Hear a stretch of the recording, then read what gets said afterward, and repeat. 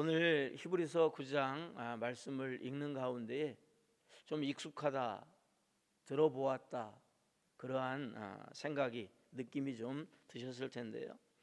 히브리서 8장, 9장, 10장은 구약과 신약을 연결해 주고 있습니다. 구약과 신약을 완성시키신 구약의 옛 언약의 말씀들을 정말 온전하게 이루어 주신 그 예수 그리스도의 우월하심을, 완전하심을, 완벽하심을 이제 히브리 성도들에게 더 많이, 더 구체적으로, 더 분명하게 증거해야 할 이유를 가지고 있었기 때문에 8장과 9장과 10장을 통해서 어찌 보면 좀 반복하고 있는 그러한 느낌이 들 수도 있지만, 하나님께서 우리를 향하여서 어떠한 이야기를, 어떠한 사건을 반복하여 이야기하시고 반복하여서 전달하시면서 듣게 하시는 데에는 깊이 깨닫기를 바라시는 그 하나님의 마음이 담겨 있는 줄로 그렇게 믿습니다. 하나님께서 우리가 좀 더 분명하게, 하나님께서 우리가 좀 더 완벽하게 하나님의 뜻을 따라, 하나님의 계획하심을 따라 복된 삶으로, 하나님의 백성으로 하나님의 나라에 참여하기를 원하시기 때문에 우리들에게 반복하여 주시는 그러한 말씀이다.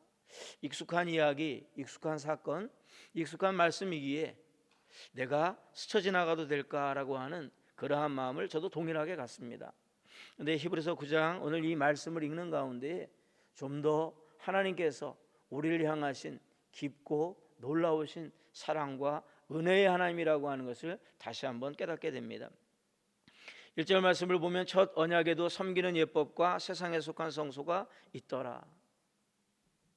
계속해서 8장과 9장 10장에서 우리들이 만나게 되고 느끼게 되고 깨닫게 되는 것은 무엇이냐면, 이 땅 지상에 있었던 성막과 성전, 이 성소는 하늘 성소, 하늘에 있는 성소의 그림자요 또 모형이다라고 하는 것을 반복하여 듣는 가운데, 그렇다면 하나님께서 모세를 통하여 이스라엘 백성들에게 허락하셨던 성막, 그리고 이제 솔로몬의 시대에 지어졌던 그 성전, 이러한 것들은 무의미한 것인가?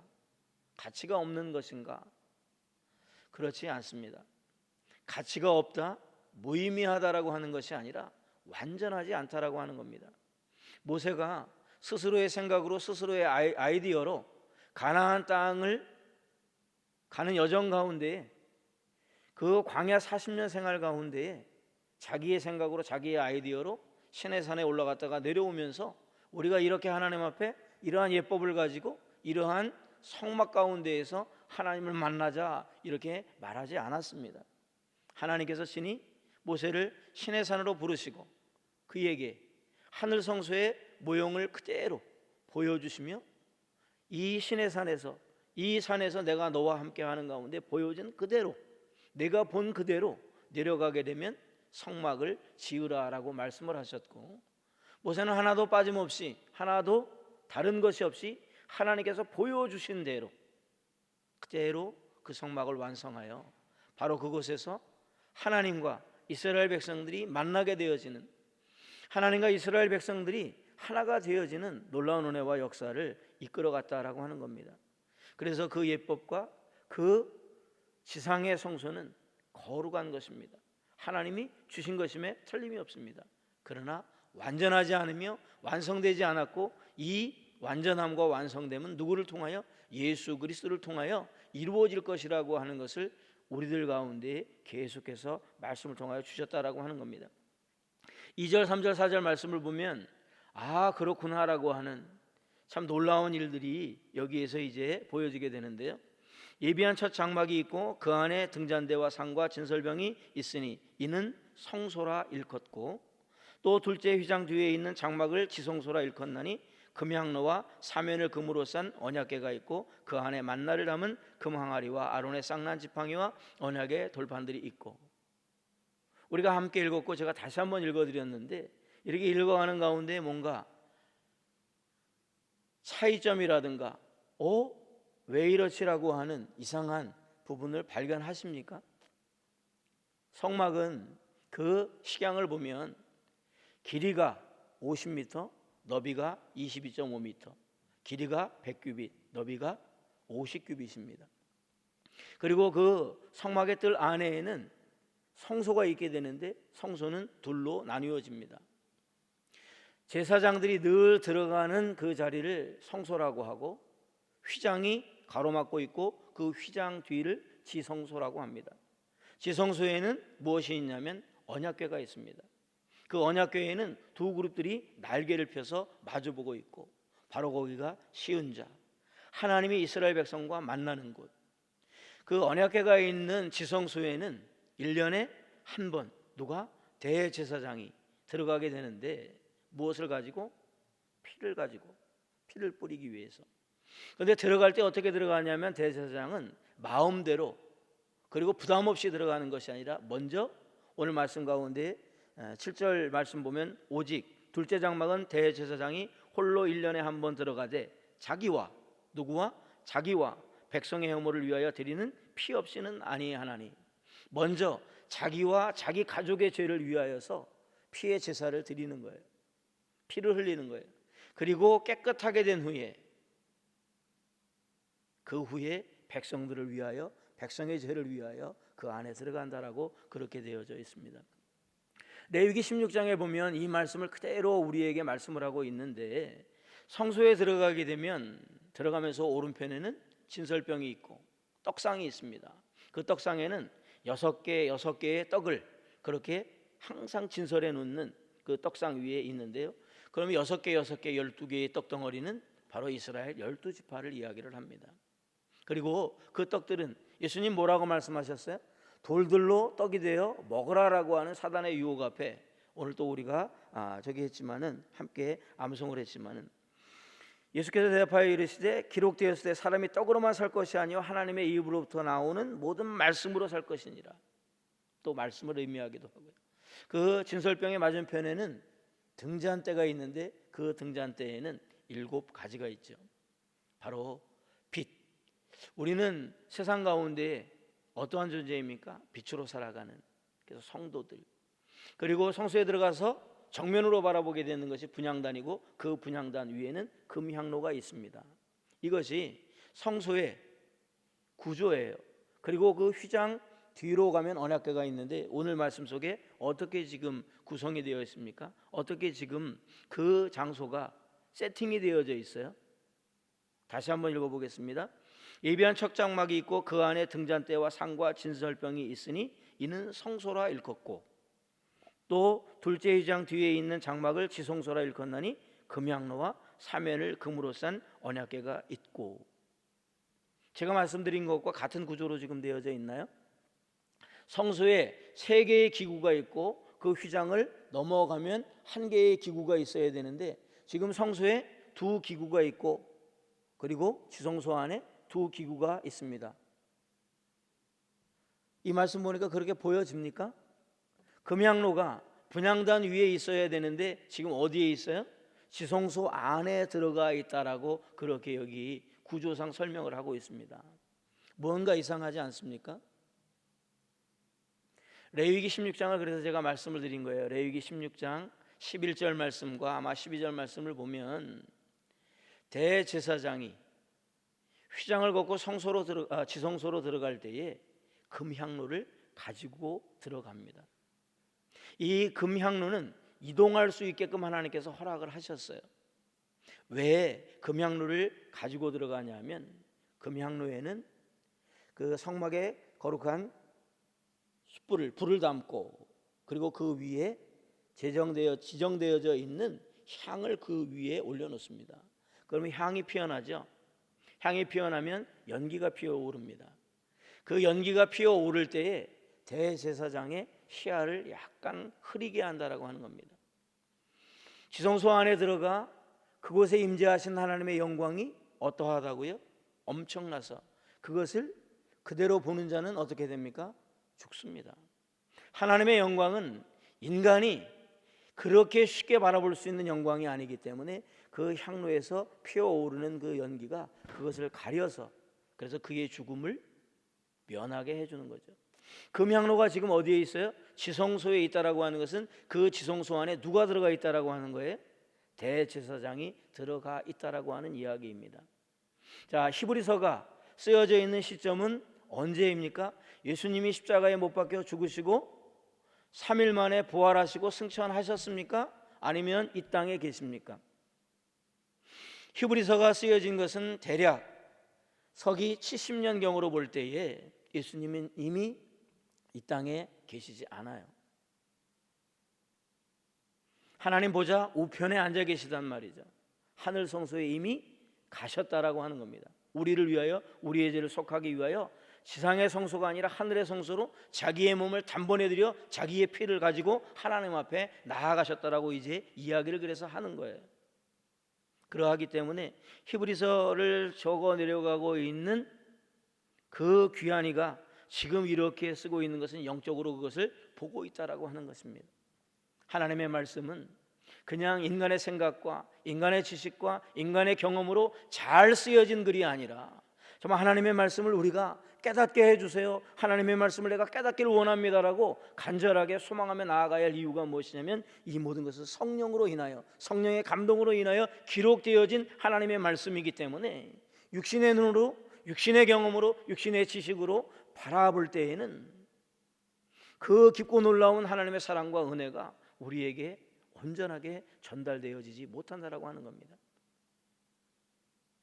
우리가 누군가의 설명을 들어서 아는 것보다 하나님의 말씀을 읽고 들을 때마다, 그래서 부산영락교회 안에 귀하게 진행되어지고 있는 신약 삼천독이라고 하는 이 놀라운 목표 앞에 우리가 함께 돌파하며 나가자라고 이야기를 하고요.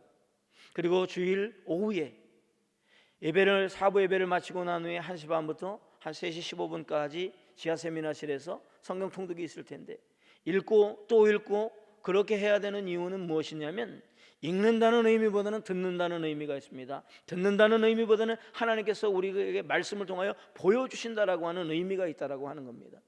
이렇게 사모하는 자에게 이 귀한 말씀을 통하여서 우리가 듣는 것이 아니라, 읽는 것이 아니라 듣는 것이 아니라 보게 되는 놀라운 역사가 있을 때에, 아, 성소에는 이렇게 세 가지 기구가 있게 되었는데 지금 말씀을 읽다 보니, 이 말씀을 보니 왜 두 가지의 기구만 있고 두 가지의 기구는 또 지성소 안에 있는 것인가?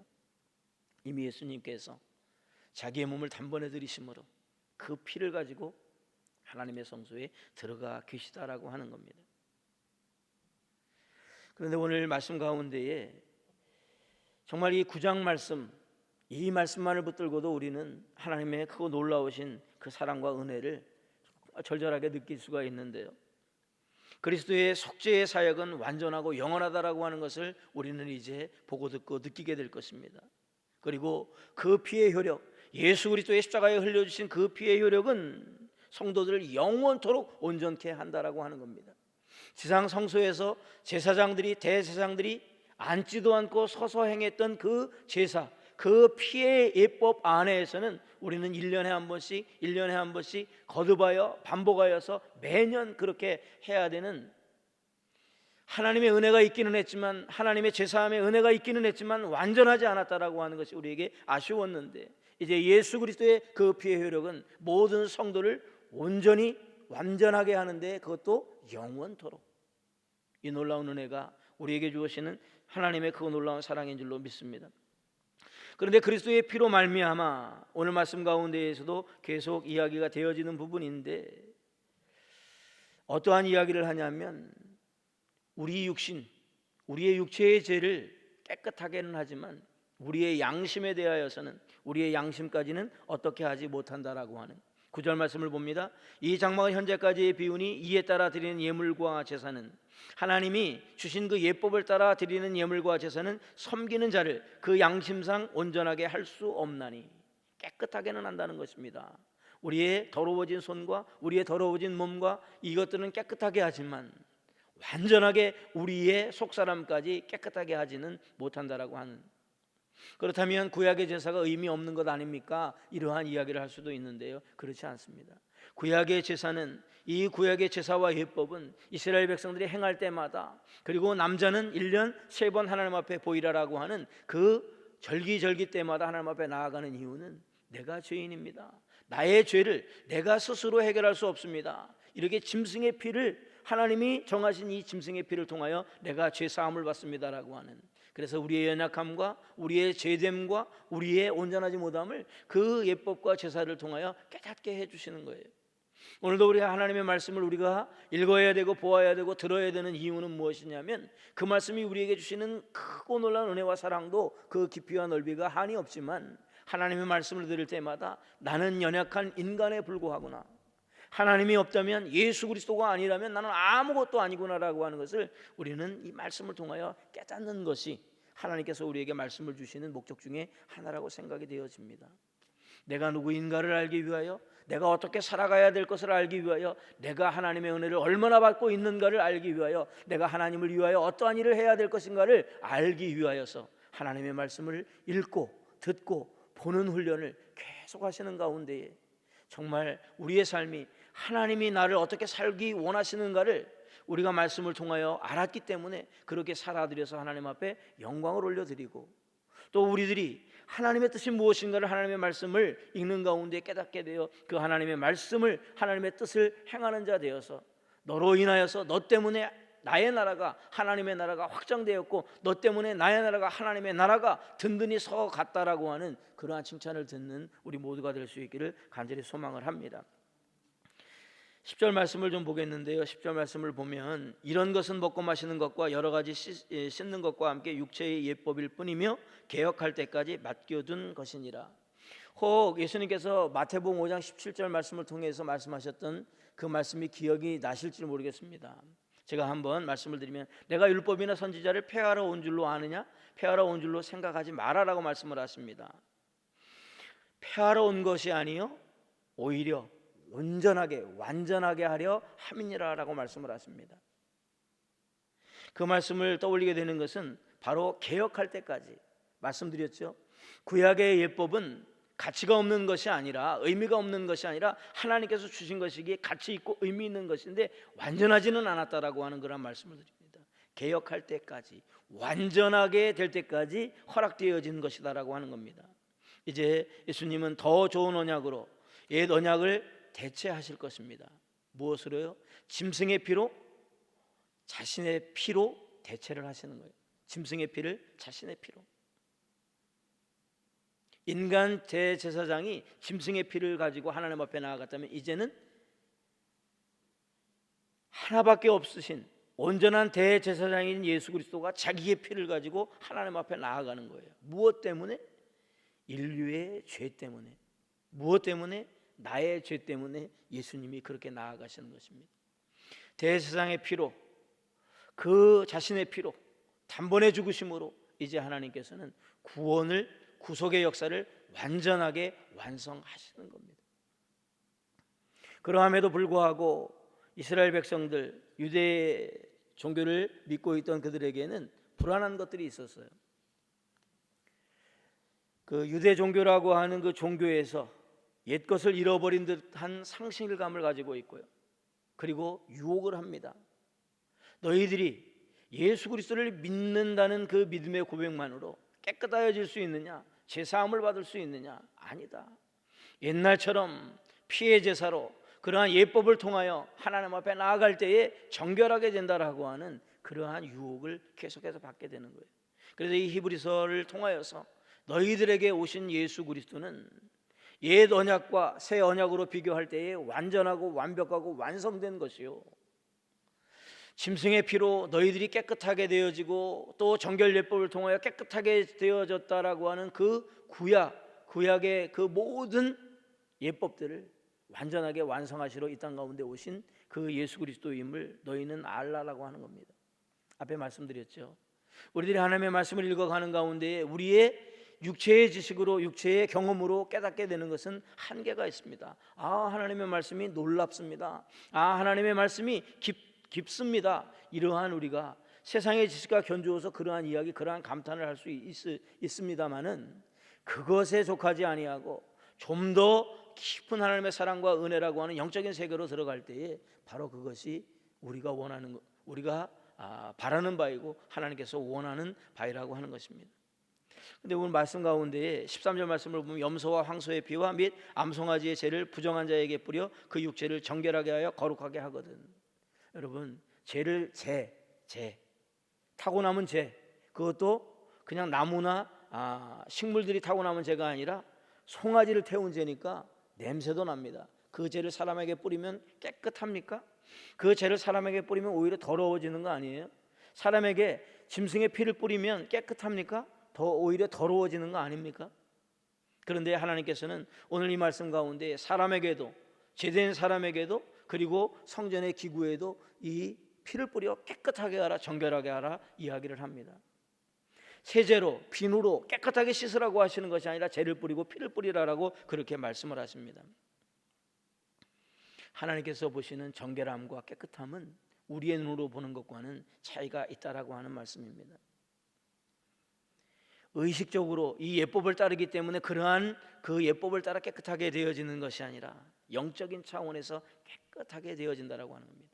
하나님께서 정하신 대로 하나님께서 허락하실 때에 깨끗하여진다라고 하는 겁니다. 그래서 구약에서 그 제사와 예법을 따라 그대로 행하였을 때에 짐승의 피가 깨끗하게 하는 것이 아니라, 짐승의 죄가 깨끗하게 하는 것이 아니라, 그것을 제정하신 하나님의 그 제정하심을 따라 순종할 때에, 그 예법을 따라 행하였을 때에 하나님께서 그 믿음을 보시고 깨끗하게 하여 주셨다라고 하는 겁니다. 그렇다면 예수 그리스도의 그 단번에 들이심과 흘려주신 그 피도 그러한 것입니까? 그렇지는 않죠. 그 피는 깨끗한 피로 우리의 모든 것을 깨끗하게 씻을 수 있는 능력의 피입니다. 그래서 이렇게 옛날 것을 옛날대로 행하는 것이 더 좋지 않겠는가라고 하는 유혹 가운데에 우리들도 그럴 때가 있지 않습니까? 세상의 것을 버리고 여기에 와 있는데 세상의 것들이 더 훌륭한 방법이 아니겠는가? 세상의 법들이 더 유익한 방법이 아니겠는가? 이러한 유혹이 올 때마다 하나님 앞에 서 있는 것이 더 완전하고 하나님 앞에 서 있는 것이 더 완벽하다라고 하는 믿음과 함께 하나님 앞에 나오는 것이 오히려 더 절차가 까다로울 수도 있어요. 하나님 앞에 나오는 것이 더 우리의 육신으로 고단할 수가 있습니다. 그러나 그 번거로움과 고단함 때문에 유혹에 넘어가지 말고 완전하신 완벽하신 예수 그리스도 앞에 우리의 모든 것을 드리며 나아갈 수 있는, 맡기고 나아갈 수 있는 그 신뢰와 확신의 믿음이 우리 모두에게 있기를 간절히 소망을 합니다. 이제 끝으로 26절에서부터 28절 말씀을 함께 좀 보겠는데요. 그리하면 그가 세상을 창조한 때부터 자주 고난을 받았어야 할 것이로되 이제 자기를 단번에 제물로 드려 죄를 없이 하시려고 세상 끝에 나타나셨느니라. 세상 끝에 나타나셨느니라. 한 번 죽는 것은 사람에게 정해진 것이요 그 후에는 심판이 있으리니 이와 같이 그리스도도 많은 사람의 죄를 담당하시려고 단번에 들이심 받으셨고 구원에 이르게 하기를 위하여 죄와 상관없이 자기를 바라는 자들에게 두 번째 나타나시리라. 참 하나님의 말씀은 놀랍고도 놀랍다라고 하는 것을 말씀을 읽을 때마다 그리고 또 들을 때마다 이게 보게 될 때마다 느끼게 되는 건데요. 여기에 보면 창조에서부터 어디까지 나와 있냐면 요한계시록 끝까지 지금 다 나와 있습니다. 예수님의 재림까지 나와 있다라고 하는 거예요. 창조 때부터 그리고 초림과 재림이 여기 나와 있는데요. 시간이 많지 않아 다 설명을 자세하게 드릴 수 없어서 조금 빨리 설명을 드립니다. 26절 세상 끝날에 나타나셨느니라. 이건 종말의 날이 아니에요. 심판의 날이 아닙니다. 이것은 세상 끝날이라고 하는 것은 예수님이 구원의 역사를 이루시기 위하여서 오셨던 초림을 이야기하는 거예요. 구주 탄생을 이야기하는 거죠. 그 이후에 30년 동안 33년 동안 이 땅에 계시면서 3년 반의 공생애를 통하여 이루어 놓으신 그 구원의 사역들, 십자가에서 완성하신 그 구원의 사역에 그날에 나타나셨느니라. 그리고 27절 말씀 한 번 죽는 것은 사람에게 정해진 것이요 사람이 이 땅 가운데 태어났다면 한 번 죽는 것은 정해진 것입니다. 예수님은 이 땅 가운데 신으로 오셨습니까? 인간으로 오셨습니까? 신이며 완전하신 인간으로 이 땅 가운데 오셨어요. 그래서 한 번 죽는 것은 사람에게 정해진 것이요라고 하는 그 하나님의 말씀까지도 지키는 예수님이었다라고 하는 것을 볼 수가 있습니다. 예수님의 죽으심은 인간이 정해진 그 죽음을 죽는 것 같은 죽음과는 분명히 차이가 있는 죽음이지만 다른 죽음이지만 인간 인류를 죄에서 구원하시기 위해 희생의 제물로 드려지는 죽음이었지만 그럼에도 불구하고 그 죽음에는 이 죽음까지도 포함하고 있다라고 하는 겁니다. 하나님의 말씀을 하나라도 어김이 없이 이루시는 예수 그리스도의 사역을 우리가 여기서 바라볼 수가 있고요. 이와 같이 그리스도도 많은 사람의 죄를 담당하시려고 단번에 들이신 바 되셨고 구원에 이르게 하기 위하여 죄와 상관없이 예수님은 죄와 상관없이 죽으셨다라고 하는 것이 다시 한번 나와 있고요. 자기를 바라는 자들에게 두 번째 나타나시리라. 두 번째 나타나시는 예수님은 어떻게 나타나십니까? 첫 번째 초림으로 오시는 예수님은 죄인을 부르러 오셔요. 죄인을 부르시기 위해서 오시지만 이제 여기 두 번째 나타나실 때는 누구를 부르러 오시냐면 의인을 부르러 오십니다. 예수의 이름을 믿고 그 이름을 영접하는 자는 다 하나님의 자녀가 되는 권세를 주시는 것이 지금 우리에게 주어진 은혜입니다. 그러나 두 번째 다시 오실 그때에는, 그 날에는 예수님께서 그 이름을 믿는 자들에게 구원을 허락해 주시기 위해서, 구원의 역사를 진행하시기 위해서 오시는 것이 아니라 그 믿음이 있는 자들을 부르시기 위해서 오신다라고 하는 것입니다. 그래서 오늘은 우리가 이 말씀을 듣는 가운데 두 번째 나타나실 예수님을 우리가 사모한다면, 두 번째 나타나실 그 예수 그리스도를 우리가 인정한다고, 확신한다고, 바라고 믿고 있다라고 하면 우리가 해야 할 일은 이제 그의 이름을 우리가 영접하여서 하나님의 자녀가 된 삶을 살아가는 가운데 두 번째 오시는 주님께서 의인이 어디에 있느냐라고, 나의 피로 깨끗하게 된 의인이 어디에 있느냐, 십자가의 그 보혈로 깨끗하게 모든 죄를 씻은 의로운 사람이 어디 있느냐라고 부르실 때에 천사장의 소리와 어떻게 해요? 데살로니가전서 4장 말씀에 보면 천사장의 소리와 나팔의 소리가 불려질 그때에 죽은 자들이 먼저 일어나고, 그리고 살아있는 우리들도 그들의 뒤를 이어 불림받을 것이다 라고 말씀을 하고 계십니다. 죽는 자들 다 일어납니다. 믿음이 있는 자와 믿음이 없는 자들이 다 일어납니다. 그런데 다 일으키는 이유는 무엇이냐면, 의인은 의의 심판을 통하여 하나님의 나라로 예수님께서 인도하여 가실 것입니다. 내가 너희를 위하여 하늘에 무엇을? 처소를 예비하러 가노니 그 처소를 다 예비하는 후에 우리를 부르러 오신다라고 하셨잖아요. 그렇게 의인을 부르러 올라가실 것이고, 그리고 다 일어난 자들 가운데 의인이 아닌 사람들은 어떻게 하시는 거예요? 심판 가운데 멸망으로 영원한 형벌로 내모시는 것입니다. 던져버리시는 거예요. 그래서 죽은 자들이 다 일어나는 겁니다. 그리고 이 땅 가운데 아직 죽지 않은 우리들도 죽은 자들을 이어서 그렇게 들림받을 것인데, 의인들은 들림받아 영원한 하나님의 나라로 갈 것이고, 의인이라고 하나님 앞에 인정받지 못하는 자들은, 예수 그리스도의 보혈과 무관한 자들은, 예수 그리스도의 그 보혈의 피에 적셔지지 않은 사람들은, 인생들은 영원한 멸망으로 던져질 수밖에 없다라고 하는, 그래서 그러한 말씀 가운데 오늘 우리가 은혜 받고, 이제 오셨던 예수님이 다시 오실 예수님임을 내가 믿기에 다시 오실 예수님 앞에 너는 정녕 나의 피, 이 피로 깨끗하게 되어진, 깨끗하게 씻음 받은 의인이로구나. 그래서 내가 너의 이름을 부르노라. 그래서 이 자리에 계신 분들의 아무개 아무개 아무개야라고 천사장과 나팔 소리가 들려오시는 그 가운데에 우리의 이름이 호명을 받아, 나의 이름이 호명을 받아 그토록 사모하는 하나님의 나라, 그 하늘 성소에 주 예수 그리스도와 함께 하나님 앞으로 나아가는 은혜를 꿈꾸며 오늘 이 하루도 승리할 수 있는 부산연합교회 온 성도가 되어질 수 있기를 간절히 소망합니다. 사랑과 은혜가 풍성하신 아버지 하나님, 참 감사함을 드립니다.